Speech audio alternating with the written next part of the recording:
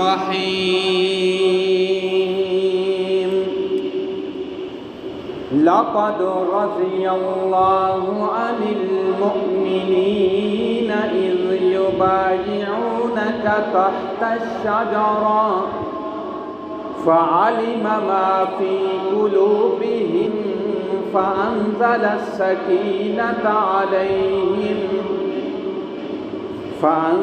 السكينة عليهم وأصابهم فتحا قريبا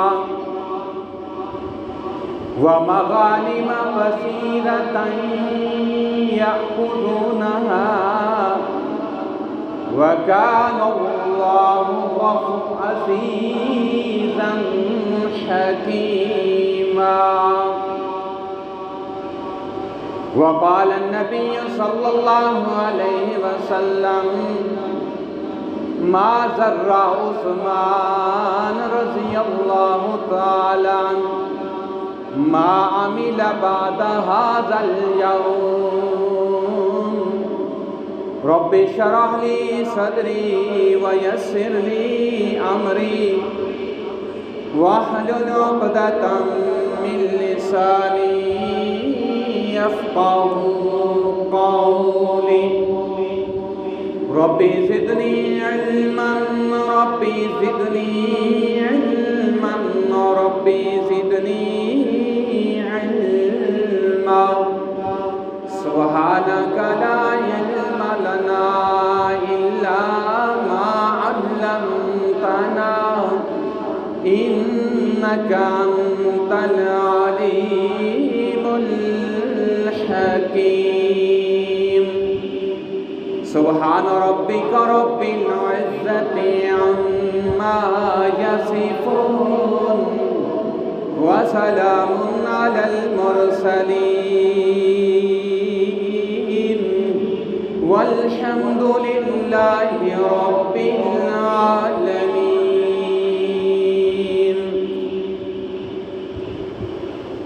یا رب صل وسلم دائما ابدا على حبیبک خیر الخلق کلہم. درود شریف محبت اور عقیدت کے ساتھ نماز والا. اللہم صل علی محمد وعلی آل محمد کما صلیت علی ابراہیم وعلی آل ابراہیم انک حمید مجید. اللہم بارک علی محمد وعلی آل محمد کما بارکت علی ابراہیم وعلی آل ابراہیم انک حمید مجید. میرے واجب الاحترام دوستو، بزرگوں، عزیز بھائیوں اور گھراں دے اندر باپردہ باحیا مائیں اور بہنوں، آپ حضرات کے سامنے میں نے یہ سورۃ الفتح 26واں پارہ کی 2-3 آیت مبارکہ، ان کا خلاصہ آپ حضرات کے سامنے پیش کرنا ہے. تلاوت تو میں 2 آیتیں میں نے کی ہیں، خلاصہ بہرحال 3-4 آیتوں کا آپ کے سامنے پیش کرنا ہے. دعا ہے کہ اللہ رب العزت مجھے اس پہ حق اور سچ کہنے کی توفیق عطا فرمائے. میرے دوستو، اللہ رب العزت نے ایک تو احسان فرمایا اس امت پہ کہ اپنا نبی عطا فرمایا، کمال والا، صفات والا، امام الانبیاء، اور ساتھ یہ بھی مہربانی فرمائی کہ ایک بہت بڑی جماعت صحابہ کرام کی شکل میں اللہ نے عطا فرمائی. یہ بھی اللہ کا بہت بڑا احسان ہے اس امت پہ کہ اس جماعت کے ذریعے اللہ رب العزت نے دین کا پیغام پورے عالم میں پھیلوایا اور اس کی نشر و اشاعت اور تشریح کروائی. بہرحال یہ اللہ کا بہت بڑا بھئی احسان ہے کہ ایک تو اللہ نے اپنے محبوب کی امت میں ہمیں پیدا فرمایا، دوسرا سب سے بڑا احسان یہ فرمایا کہ جانثار صحابہ کرام بہت کمال درجے کے دیے، جنہوں نے بھئی پوری ایمانداری کے ساتھ، امانت کے ساتھ، دیانت کے ساتھ اور صداقت کے ساتھ، عدالت کے ساتھ، انصاف کے ساتھ، بڑی انصاف پسندی کے ساتھ اس دین کو محفوظ کر کے اس امت کے کونے کونے تک پہنچا دیا۔ حتیٰ کہ ایک صحابی ایک بہت لمبا سفر کرتے ہوئے جا رہے ہیں، ایک جگہ پہنچے تو ان کا گھوڑا جو ہے اس کی چھاتی تک، اس کے گلے تک، سینے سے اوپر پانی چلا گیا۔ وہاں اس صحابی نے آواز دے کر کہا، یا اللہ اس سے آگے بھی اگر کوئی مخلوق ہوتی تو وہاں بھی تیرے دین کا پیغام میں پہنچاتا۔ بہرحال ان حضرات نے بڑی محنت اور مشقت کے ساتھ بھوکے رہ کر، پیاسے رہ کر، اپنی بیویاں جو ہیں ان کو بیوہ کرا کر، اپنے بچے یتیم کرا کر، بھوکے پیاسے رہ کر، اپنے دوسرا پتھر باندھ کے پیٹوں پر اس دین کو محفوظ کر کے ہم تک پہنچایا۔ اس واسطے بھئی ہمارے بہت بڑے محسن ہیں صحابہ کرام جنہوں نے یہ دین ہم تک پہنچایا۔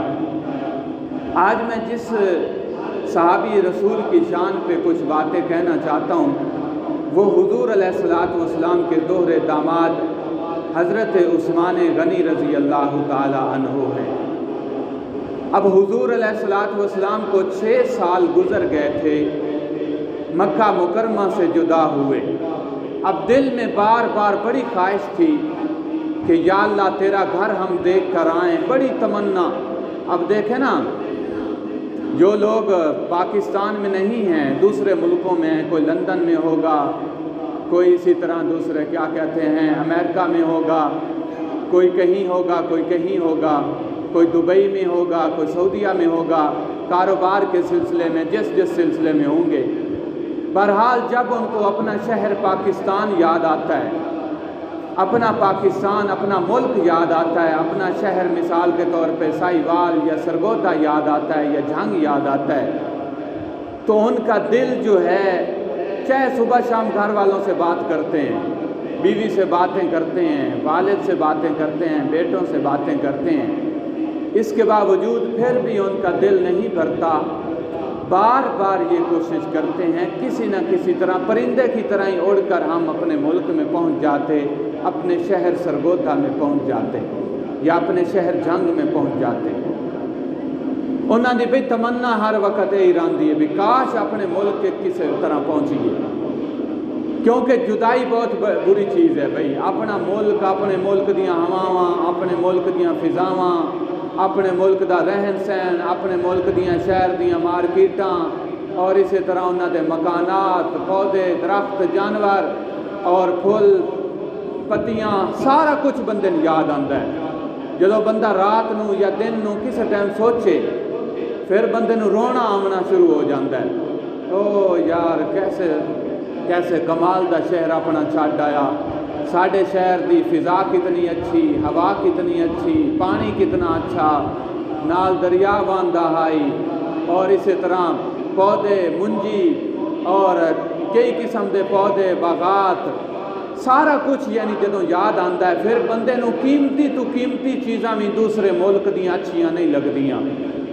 اس واسطے مثال دیتی ہے تھانوں دوستو کہ حضور علیہ الصلوۃ والسلام جڑے ہیں آپ نو اور صحابہ دے دل دے وچ یہ تمنا تڑپ ہر وقت کہ یا اللہ کاش تیرا شہر، کاش یا اللہ اے مبارک شہر مکہ المکرمہ دی دوبارہ زیارت کرا، سانو بیت اللہ دی زیارت کرا، بڑی تڑپ۔ 6 سال گزر چکے ہیں، یا اللہ اپنی مدد فرما، کرم فرما، رحمت فرما، بیت اللہ دی زیارت کرا۔ آخر کار حضور علیہ الصلوۃ والسلام ایک دفعہ خواب آیا، اور نبی دا خواب جڑا ہے وحی دی طاقت رکھتا ہے۔ ایک ہے سادہ خواب، ایک ہے ہمارا خواب۔ ہمیں خواب آیا، اس کی کوئی حقیقت نہیں، کبھی ثابت ہو گیا، کبھی ثابت نہ ہوا۔ اور یہ یقین رکھنا خواب جو ہے 40 سال کی عمر تک یہ ثابت ہونے میں کوئی پتہ نہیں چلتا۔ 40 سال کی عمر تک، جو مثال کے طور پہ آج رات تمہیں خواب آیا ہے نا، 40 سال تک وہ خواب کی تعبیر اور وہ خواب آپ کے ظاہر ہونے کا امکان ہے۔ اس لیے اس خواب کا پہلے سے ہی آپ بندوبست کر لیں۔ اگر برا خواب آیا ہے تو بائیں طرف یعنی کھبی پاسے اعوذ باللہ پڑھ کے اعوذ باللہ من الشیطان الرجیم، اعوذ بکلمات اللہ التامۃ من شر ما خلق، اس طرح کی دعائیں پڑھ کر کھبی پاسے یعنی تھوک سٹ دیو، پھر وہ خواب جڑا تھانوں خراب نہ کر سی گیا۔ اگر تسا نہ اس طرح کیتا، کیونکہ آپ صلی اللہ علیہ وسلم کی تعلیم ہے تو بھئی عمل کرنا چاہیے، اگر اس طرح عمل نہ کیتا تو پھر بھئی وہ خواب اگر برا ویکھیا ہے، اگر اپنا ایکسیڈنٹ خواب خدا نہ خواستہ ویکھیا ہے، ہوندہ ویکھیا ہے، تو ظاہر گل ہے کوئی پتہ نہیں خواب سچا ہو جائے، کیونکہ خواب دا کوئی پتہ نہیں، کسی وقت سچا بھی ہو سکتا ہے، کسی وقت نہ بھی ہوئے۔ اور بعض لوگ خواب ویندن جی میں سعودیہ پہنچ گیا، بعض لوگ خواب ویندن بھئی ہون میں نواز شریف کی سیٹ تے بیٹھ گیا، فلان عمران خان کی سیٹ تے بیٹھ گیا، لیکن وہ پورا نہیں ہوتا۔ بعض خیالی بھی ہوندے خواب دیاں بہرحال 2-3 قسم، لیکن اصل موضوع میرا یہ ہے کہ حضور علیہ السلام نے خواب آیا۔ اور ایک اور بھی خواب دے بارے ذہن گل رکھو کہ خواب ہر ایرے غیرے تو نہیں پوچھنا چاہیے، بھئی خواب دی تعبیر ہر ایرے غیرے تو نہیں پوچھنی چاہیے، بلکہ کسی صحیح جانا نالے تو پوچھنی چاہیے، اور جڑا جانا نالا ہے انہوں بھی چاہیے کہ خواب دی تعبیر اچھی دسے، اے نہیں کہ وہ دی خواب دی تعبیر جیڑی دسے سی وہی ثابت ہو جاسی۔ اس واسطے 40 سال دی عمر تو 40 سال تو پہلے اپنے خواب دا تدارک کر لوے، ورنہ ثابت ہون دا امکان ہے۔ خیال بھی ہوندے بعد بہرحال نبی دا جڑا خواب ہوندا ہے وہ عام خواباں دی طرح نہیں ہوندا جس طرح سانو خواب آندے، بلکہ نبی دا خواب جڑا وحی دی طاقت رکھدا ہے۔ بہرحال حضور علیہ السلام کو خواب آیا، حضور علیہ السلام نے خواب میں دیکھا کہ صحابہ کی جماعت میرے ساتھ ہے، ہم بیت اللہ کا طواف کر رہے ہیں، مکہ مکرمہ کی طرف چلے گئے ہیں۔ تو حضور علیہ السلام نے صحابہ کرام کو فرمایا یار ہم نے خواب دیکھا، لہذا تیاری کرو عمرہ کی۔ تقریباً 1400 صحابہ، بعض علماء نے 1450 صحابہ بھی بتایا، یہ صحابہ کی جماعت کو لے کر حضور علیہ السلام حدیبیہ کے مقام پر پہنچے۔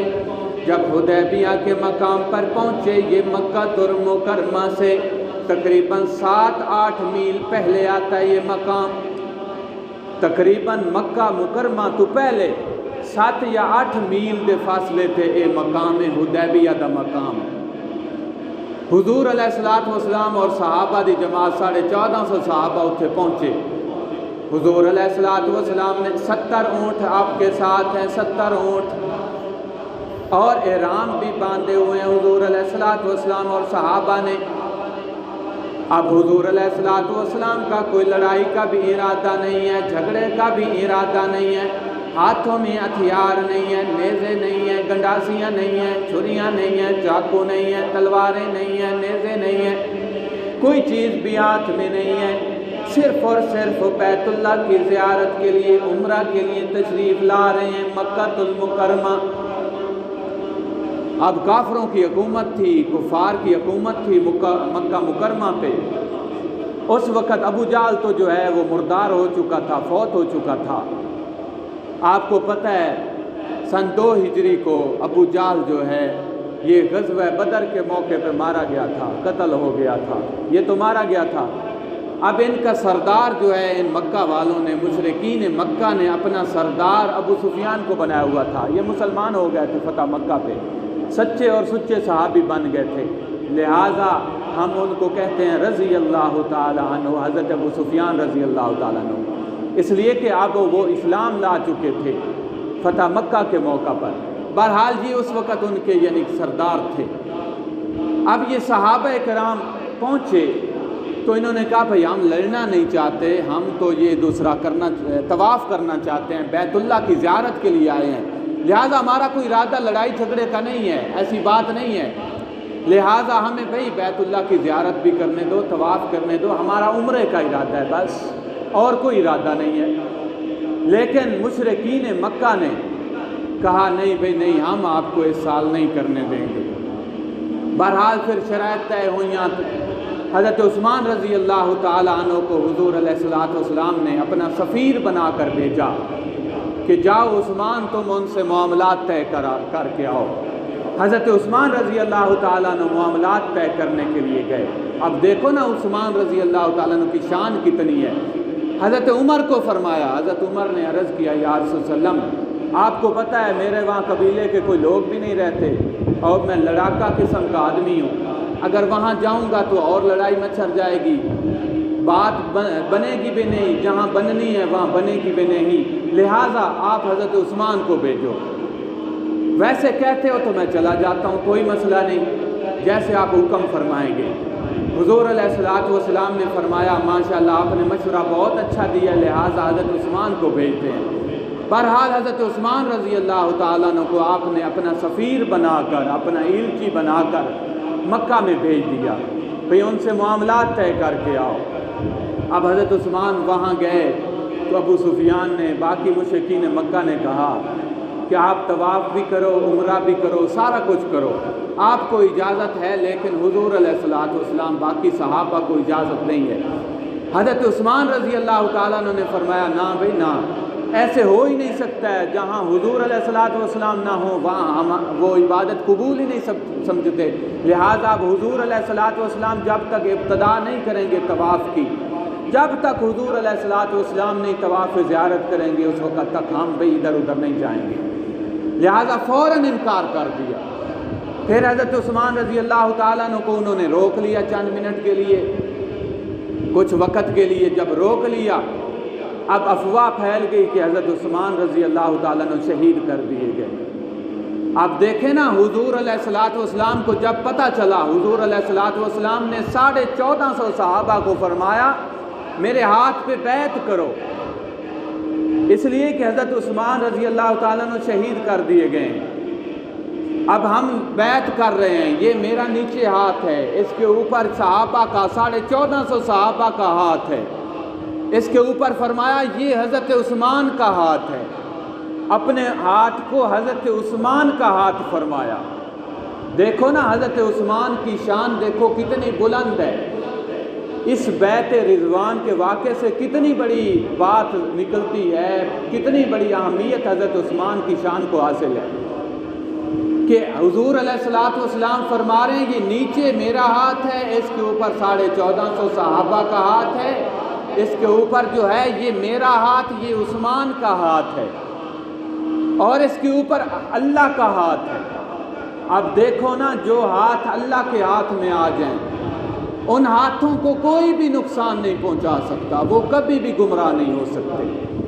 کتنی بڑی مضبوط دلیل ہے، جس کے اوپر اللہ کا ہاتھ آ جائے، اللہ کے رسول کا ہاتھ آ جائے، ابو بکر، عمر، عثمان، علی، سارے صحابہ کا ہاتھ جو ہے اللہ اور اللہ کے رسول کے ہاتھ میں ہے، اب وہ کبھی بھی گمراہ نہیں ہو سکتے، کبھی بھی اسلام سے پھر نہیں سکتے، کٹ سکتے ہیں، مر سکتے ہیں، بیویاں جدا کر سکتے ہیں، لیکن گمراہ نہیں ہو سکتے، دین سے نہیں پھر سکتے، اور دین میں کمی بیشی بھی نہیں کر سکتے۔ اور اس واقعے سے یہ بھی ایک نقطہ نکلا کہ حضرت عثمان، اللہ کے رسول نے اپنے ہاتھ کو حضرت عثمان کا ہاتھ کہا۔ اب یہ نقطہ بھی نکلا اس واقعے سے کہ حضرت عثمان رضی اللہ تعالیٰ عنہ نے جن ہاتھوں سے قرآن لکھا ہے ان ہاتھوں میں ذرہ برابر بھی حضرت عثمان نے بے ایمانی نعوذ باللہ یا دغا بازی ذرہ برابر بھی نہیں کی، پورے انصاف کے ساتھ قرآن پاک کو جمع کیا ہے اور امت تک پہنچایا ہے۔ اب اس قرآن جو ہے 2 مرتبہ جمع ہوا ہے، ایک حضرت ابو بکر صدیق رضی اللہ تعالیٰ عنہ کے دور میں جنگ یمامہ میں 1200 صحابہ اور تبع تابعین شہید ہو گئے، جس میں 700 قاری جو ہے وہ شہید ہو گئے۔ حضرت عمر رضی اللہ تعالیٰ عنہ نے بار بار مشورہ دیا حضرت ابو بکر صدیق کو کہ قرآن کو جمع کیا جائے، قرآن کے ضائع ہونے کا ہمیں خطرہ ہے، لہٰذا اس کو جمع کیا جائے، اس لیے کہ 700 قراء، 700 حفاظ جو ہے شہید ہو چکے ہیں، لہٰذا اس کو جمع کیا جائے۔ حضرت ابو بکر صدیق انکار کرتے رہے، بھئی جب اللہ کے رسول نے جمع نہیں کیا تو ہم کیسے جمع کریں؟ بہرحال حضرت ابو بکر صدیق کو بھی اللہ تعالیٰ نے شرح صدر فرمایا، ان کا سینہ کھول دیا، وہ تیار ہو گئے، انہوں نے جمع فرمایا۔ پھر ایسا وقت آیا کہ مختلف علاقوں میں لوگ قرآن پڑھ رہے ہیں۔ شروع میں قرآن پڑھنے کے لیے کچھ سہولت تھی، اجازت ملی ہوئی تھی کہ قرآن کو پڑھ سکتے ہو، عربی لغت میں جس میں آپ پڑھ سکتے ہو، ہر لغت میں پڑھ سکتے ہو، یعنی کہ آسانی تھی۔ بعض بوڑھے صحابہ تھے، ان کو اجازت تھی کہ جس طرح پڑھنا چاہتے ہو پڑھ سکتے ہو۔ اب ایک جنگ کے موقع پر صحابہ کرام بڑے پریشان، حضرت حذیفہ بن یمان ایک جنگ کے موقع پر دیکھا تو دو صحابہ آپس میں لڑ رہے ہیں۔ ایک صحابی کہتا ہے یار تو قرآن غلط پڑھتا ہے، دوسرا کہتا ہے میں صحیح پڑھتا ہوں، تو غلط پڑھتا ہے۔ کافی اختلاف ہویا، 2-3 جگہ تے اس طرح دے واقعات پیش آئے۔ آخر کار حضرت عثمان رضی اللہ تعالیٰ عنہ نے خط لکھیا حضرت حذیفہ بن یمان نے، بھئی یہ مسئلہ بنیا کھڑا ہے، صحابہ آپس سے لڑ رہے ہیں، لہذا قرآن نو ایک کی لغت تے جمع کر دیتا جائے۔ کوئی آندہ ہے تو صحیح پڑھتا ہے، کوئی آندہ ہے تو غلط پڑھتا ہے، میں صحیح پڑھتا ہوں۔